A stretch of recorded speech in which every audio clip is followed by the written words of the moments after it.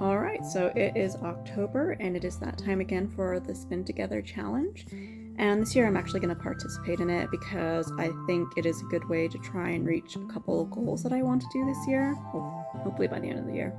And so for this year I'm hoping to actually spin enough fiber to knit a full sweater. So from start to finish I'll be doing the whole process. And so this is kind of the thought of where I want to go with this project and the pattern that I've kind of decided to work with and what I'm going to spin goal-wise towards. So we'll start off with that.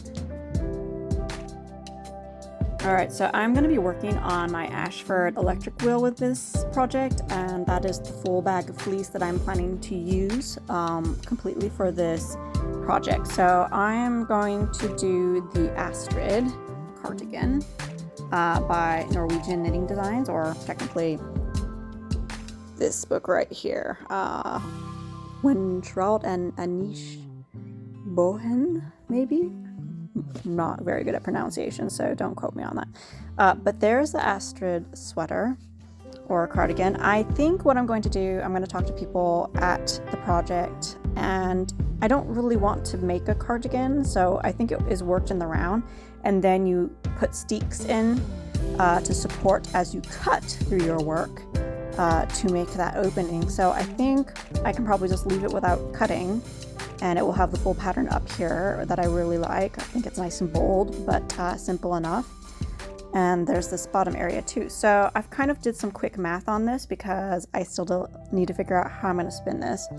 I think my main goal is to spin lace yarn and then try and figure out if I need to do 2-ply or 3-ply to make a sport weight yarn. I'm hoping I can spin thin enough that I need 3-ply for this, just because it will last longer. I'll be able to take a little bit more wear and tear. But a sport weight yarn based on Ravelry is about 12 wraps per inch. They kind of do a gauge of about 344 yards per 100 grams. So I have a breakdown of the colors. So I need 250 grams for an extra small of the first color, 150 grams for the second color, and 50 grams for the third color, which breaks down to about total of 1,548 yards. So I'm hoping to spin about that much, maybe a little bit more. And then my plan is to actually dye these into a color combination that I like, and then knit it all the way through. So I'm touching every single process. We'll see how that goes. I'll probably have to do some lessons on dyeing just to make sure I know what I'm doing. And that is the plan. So that's where we're starting off today, spin wise, is just trying to create enough yardage, probably 3 times this in lace, to ply and make enough for this cardigan. So let's get started. Hi all. I know it's been like a hot minute since I have done anything probably with my spinning. Like you're seeing those clips where I'm planning my project. Well, now I've gotten to the point where I've spun up my singles, and I forgot to film during the spinning up my singles because honestly it's kind of like SpongeBob, where it's like 20 hours later kind of a thing. So there are a lot of work went into the singles, lots of hours, because it's a pretty fine single. It's laced close to a fingering, I would say, of my singles, but definitely closer to a lace weight for this. And so I decided to grab a couple more ounces of my merino that I'm using for this cardigan project. So I think I have less than a pound now of this merino that I got processed years ago. And I think I originally had about 4 pounds total when it got processed and turned into roving. The company that did my roving was Moro Fleece Company. I need to put that into my notes for this video. I believe they're located in California. Hopefully they survived the pandemic and they're still going because their rovings are really beautiful. They even tried to deal with the amount of veggie matter that was in here, so I still have quite a bit of veggie matter, but that's from the fleece. It's not the processor's fault in any way. So if you have clean fleece, it's gonna look absolutely gorgeous and fun to work with. So I would really suggest them in case you're on the west side of the states and you need a place to get your fleece processed that isn't on the east side or anything like that. So yes, I've finished doing my 3 singles. So 2 of them have been spun Z twist-wise, and 1 of them has been spun S twist-wise, so that's counterclockwise, and I will be plying counterclockwise all together. It's going to give me this nice like elastic kind of a yarn, and that's what I'm going to use for my cardigan. So I completely forgot to show some of that, so I'll be showing a little bit of that now. So here I'm using my e-spinner, and this clip is kind of fast forwarded and sped up a little bit. But what I am doing is I am doing a semi-worsted short forward draft with my left hand. So I draft with my left hand, I hold my fiber with my right hand, and I pinch and pull about an inch of fiber forward, and then move my left hand up the fiber source, allowing that twist to come in. And basically with worsted, you usually don't allow the twist to come between your drafting hand and the hand that is holding your fibers. You're not allowing it into your draft zone. And you're just slowly not releasing the yarn that you've spun, but working your hand back up to your hand that is holding the yarn and then drafting again. Woolen is where you might do a long draw, where you allow twist to kind of build up, but you're also drafting with the hand that is holding the fiber and allowing the twist to come up right up to your fiber as you're drafting it out. And with the woolen draws, most of the time your fibers aren't completely aligned because you're allowing it to do what it wants. With worsted, as you can see, you're drafting it, it's kind of straightening out those fibers a little bit, and then you work your hand up. So it's going to build a more compact, firmer yarn, one that has pretty good definition and wearability after it's been plied. Because this is roving and I had shorter fibers in it, it's not all completely pointing the same way, so that's why it's a semi-worsted short forward draw on the fiber that I'm using currently. And so here's just a close-up and a slower motion of me working that fiber.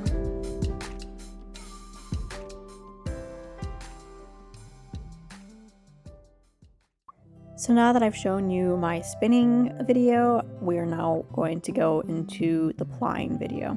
So I've had pretty much all of my singles spun up. 2 of them were spun with Z twist and 1 with S twist, and then I am plying with S twist. And so this will give me an energized yarn. And so I have a Lazy Kate that is tensioned, and I'm using that, but then I had to kind of makeshift a other Lazy Kate to hold that 3rd bobbin. And so I just used a small yarn box that I found, punched a few holes through it, and put a knitting needle, one of my DPNs, in through it to hold the bobbin. And that one wasn't tensioned, so what I did was I tried to separate my yarn with my fingers to try and get them evenly drafting in. And so basically I spun, let it sit for a few seconds, and then allowed the bobbin to take that fiber in to the wheel. And so I did this for quite a few nights in a row. I actually put on Lord of the Rings and watched all the trilogy while working on this yarn for this process. So it's not something that is fast. It is definitely faster than spinning up all your singles. But as you can see, as you're plying, you also need to move those gauges that allow the yarn onto your bobbin so it doesn't all build up at one place and then you can't fit as much yarn onto your bobbin. So if you're plying, set yourself up with a nice movie that you've seen before and you don't have to pay attention to, have some coffee, tea, wine, whatever you want to do, and just get comfortable with it. And so here's the process of it being a little further away, where you can kind of see how I have my yarn kind of right next to me. I would suggest having your yarn source behind you if you have space, and that way you don't have to deal with as much yarn coming out and getting tangled because you have this weird angle like you're seeing that I'm doing right now. But basically just trying to straighten it out, get those kinks out, and then continue to ply again. Alright, so I finished my first bobbin here. pretty much full for the most part. I still have a lot of singles left, and I just finished the Fellowship of the Ring, so I was spinning the whole time. That is like about over 3 hours worth of solid spinning just to get my first bobbin filled, and I still have maybe another bobbin's worth of material. So tomorrow I'll be scanning this up onto a nitty knotty and then continuing this probably with the second installation of Lord of the Rings. So wish me luck. So I finished the third skein, and I actually winded it off onto a nitty knotty after sleeping on it. And, well, not literally sleeping on it, but allowing the twist to kind of settle a little bit while I was sleeping. And it's kind of interesting. I'm not sure what exactly happened. So these were my first 2 skeins that I finished quite a while ago, and they've been in storage. So maybe there was some extra twist and they finally like settled down, because I haven't set the twist yet, and I don't want to until maybe I think about what I'm going to be dyeing these yarns with. But let me just unwrap these skeins and you'll see. I don't know if I accidentally had my bobbin slipped the wrong way, so I was accidentally adding more twist to my yarn. But I know at least for my first 2 singles, I spun Z, and I was plying with S. So I've lowered my ratio for my S ply to try and reduce what you're gonna see is happening with this one. You can already see that it has some extreme elasticity, and it's like, I want elasticity, but I don't want this much. So I'll do the second skein. I've flipped some bobbins around. Hopefully that will help. And I've lowered my ratio, but let me just show you what they look like right now once I've taken them out of their skein shape. So of course, this could have been sitting for a longer time and allowing the twist to kind of move and settle and not be so extreme. But I don't remember them being as extreme as this guy is. So hold on one sec. Alright, so on our left is our least energized skein. It's laying pretty normal. This one has a few kinks in it, so you can see it's a little bit more of an energized skein, but not terrible.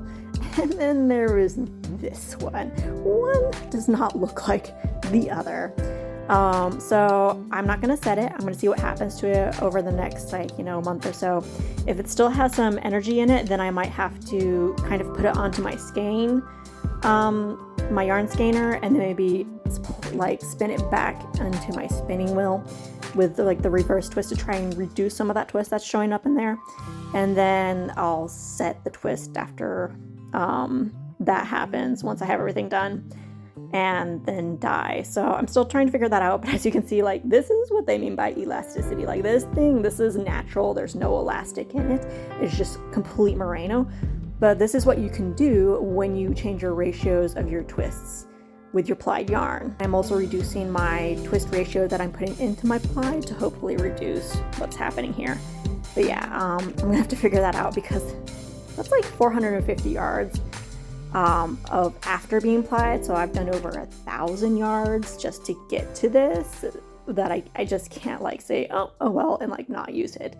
So I'm gonna figure out a way to, make that twist more even and not so elastic and intense. So all right, so I am back, and as you can see, I've kind of layered my skeins from more balanced to less balanced, and this one was the one that I just did recently. So what I did was I flipped my bobbins, and I also reduced the amount of ply twist that I was using on it.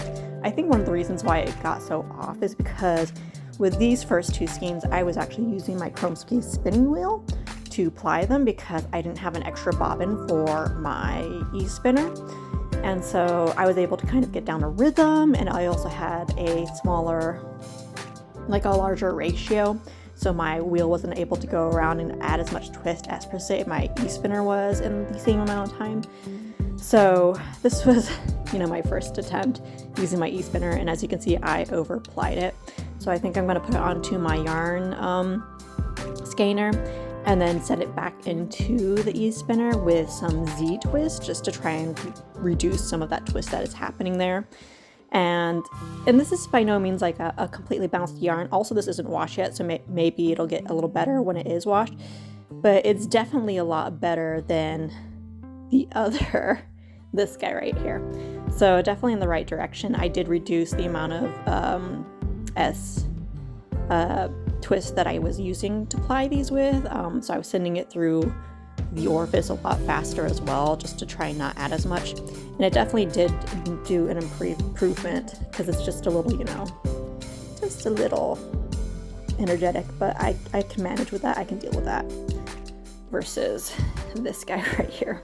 So that's my plan, is I'm going to send it back through and we'll see what happens.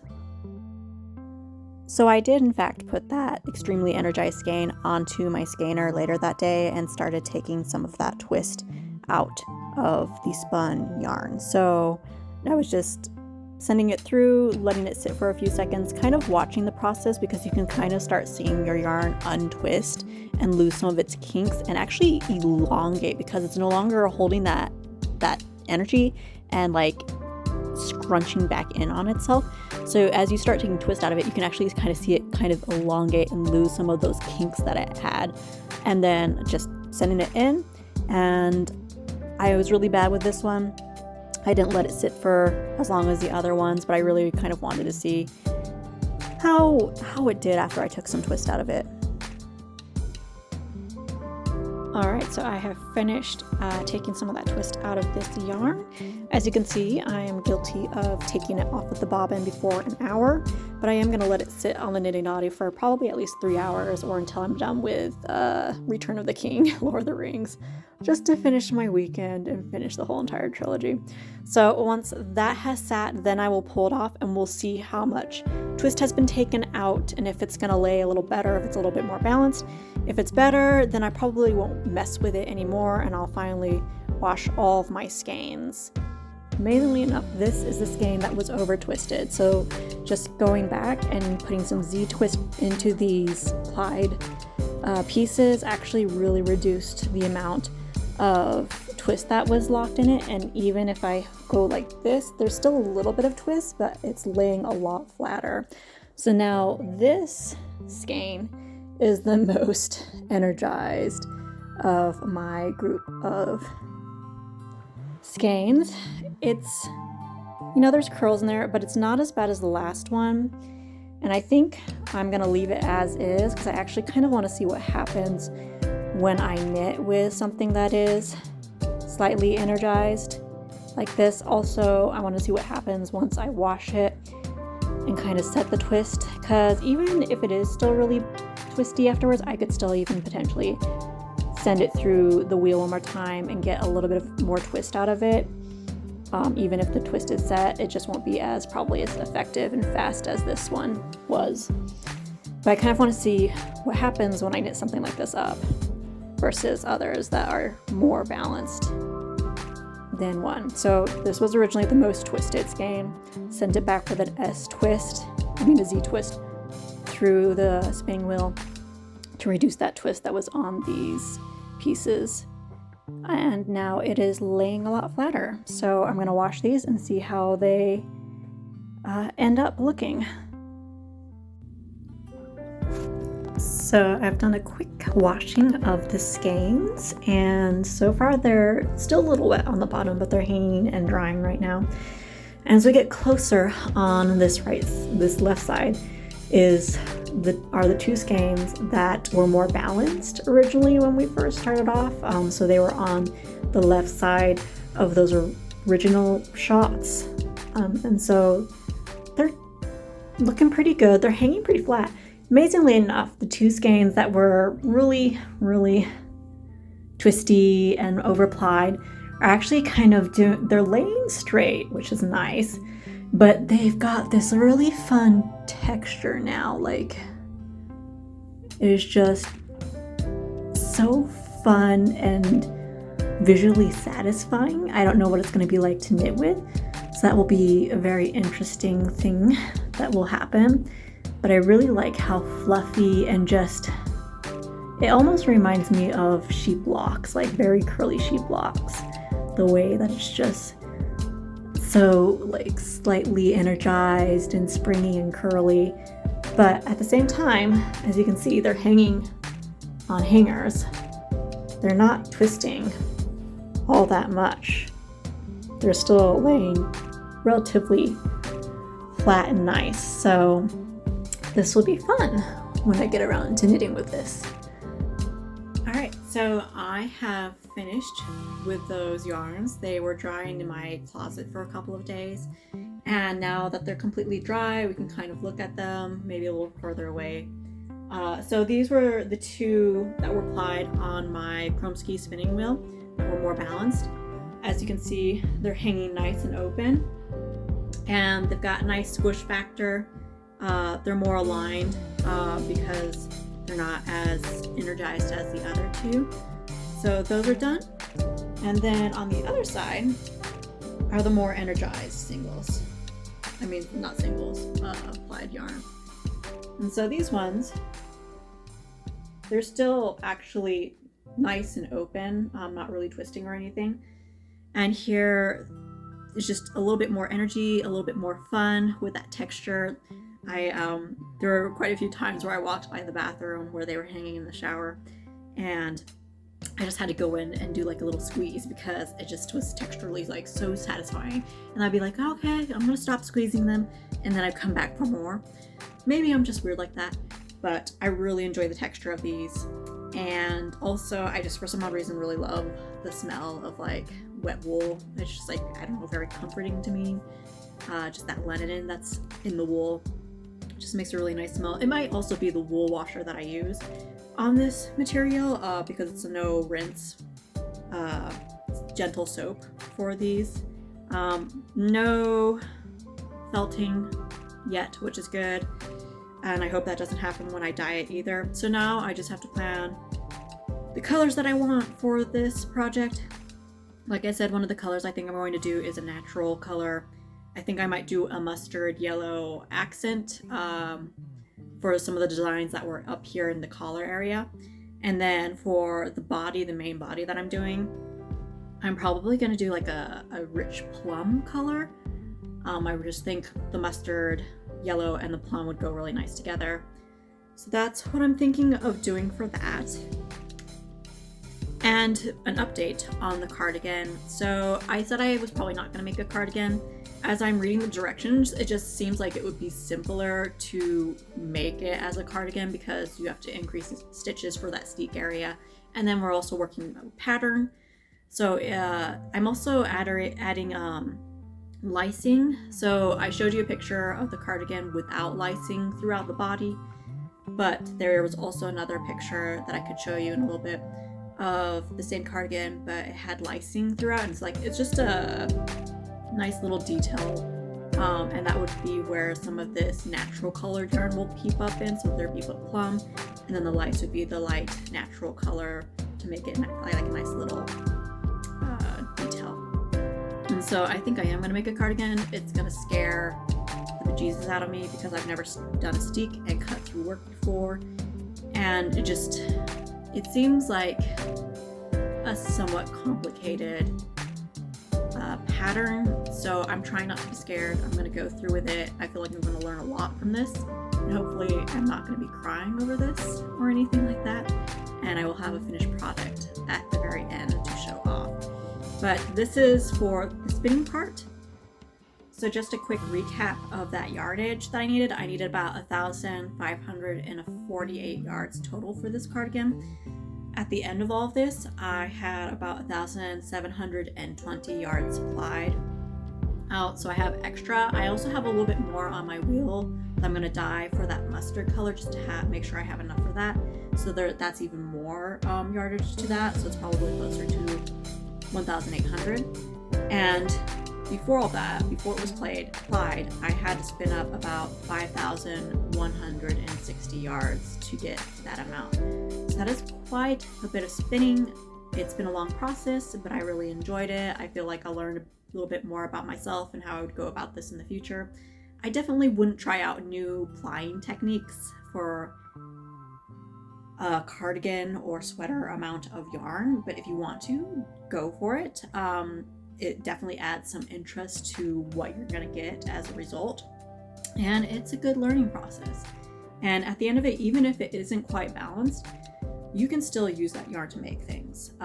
You just might have to block it, weigh it to make sure it lays straight. It might be a little hard to work with it as you're working it into your sweater, but it is usable. So all this is like a fun learning process, and so I really suggest if you're thinking about doing this, you just haven't taken that plunge, like, do it. If you've got the supplies, you've got the time, and like, you don't even have to have time. I literally took time after work to like decompress, watch a movie, eat dinner, and just spun while watching the movie, because the e-spinner makes it so easy to do that.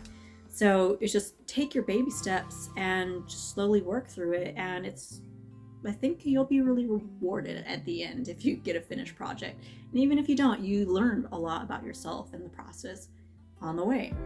So I will catch up with you guys next time, and for that next video I'll probably be going over the dyeing process and then actually starting to knit and hopefully have a finished cardigan. It's already 2022 at this point. I started in 2021 in October, so hopefully I'll have this cardigan done by the end of this year. We'll see what happens, but I just hope you guys stick around. So if you like this video, please like and subscribe, and thank you for staying all the way to the end of this whole entire video with me, and I will see you guys later.